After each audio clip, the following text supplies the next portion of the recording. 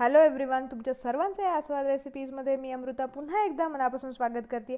आज अशी चमचमीत अशी पटकन होणारी ही पावभाजी आपण बघतोय, त्यामुळे शेवटपर्यंत व्हिडिओ नक्की बघा. यासाठी भरपूर अशा भाज्या लागणार आहे. इथे मी एक गड्डा कोबी घेतलेला आहे, 2 ते 3 शिमला मिरची घेतलेली आहे, थोडंसं गाजर, थोडंसं रंगासाठी बीट घेतलेलं आहे. पण इथे 2 वाट्या वाटाणा घेतलेला आहे आणि 4 इथे बटाटे, मोठे बटाटे मी सालं काढून बारीक चिरून घेतलेले आहेत. आता हे सर्व साहित्य आपण कुकरला लावणार आहोत. यामध्ये तुम्ही शिमला मिरचीचं प्रमाण कमी जास्त करू शकता आणि त्याबरोबर तुम्हाला जर फ्लॉवर ॲड करायचा असेल तर तोही ॲड करू शकता, काहीच हरकत नाही आहे. बटाट्याची सालं काढून फोडी करून घातल्यानंतर पटकन शिजलं जातं आणि वेळही वाचतो. तर यामध्ये आपल्याला अर्धा कप पाणी घालून कुकरला 2 शिट्ट्या करून घ्यायच्या आहेत. तोवर आपण कांदा आणि टोमॅटो परतून घेऊयात. तर एका कढईमध्ये मी मोठे 2 चमचे तेल घालून घेतलेलं आहे, 1 मोठा चमचा बटर घातलेला आहे. बटर छान विरघळल्यानंतर, गरम झाल्यानंतर यामध्ये 3 मोठे कांदे आपल्याला बारीक चिरून यामध्ये घालायचे आहेत. कांदा आपल्याला मस्त असा परतून घ्यायचा आहे. कुठेही कांदा आपल्याला कच्चा ठेवायचा नाही आहे.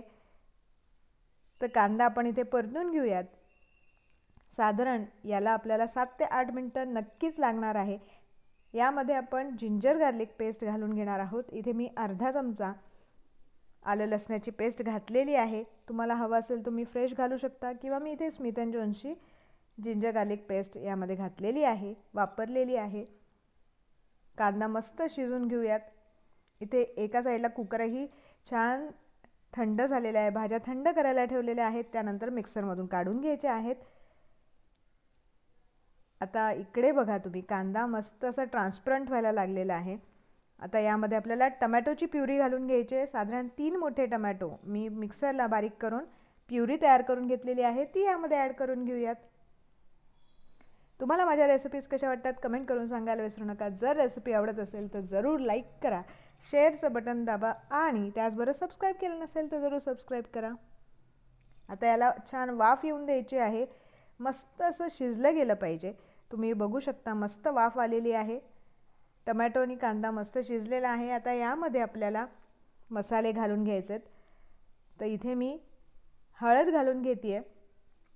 पाव चमचा हळद घालायची आहे. लाल तिखट मी घेतलेला आहे अर्धा चमचा.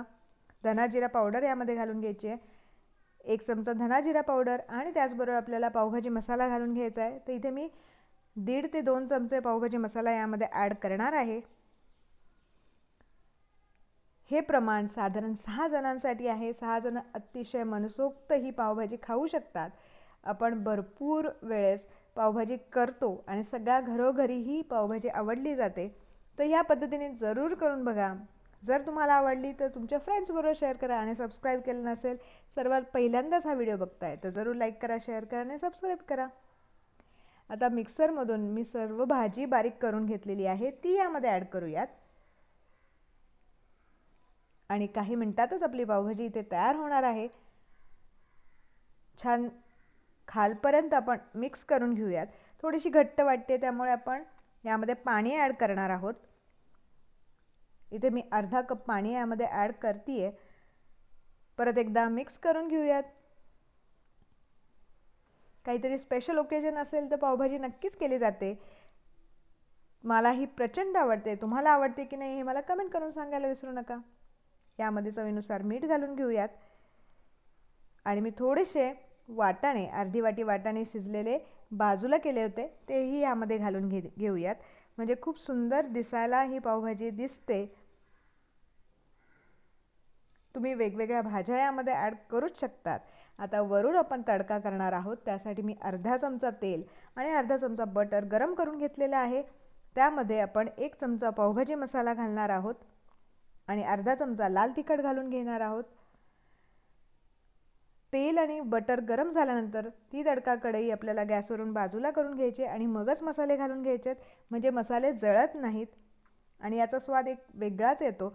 आता सुंदर अशी ही पावभाजी तयार होणार आहे आणि मी सर्व करून घेणार आहे.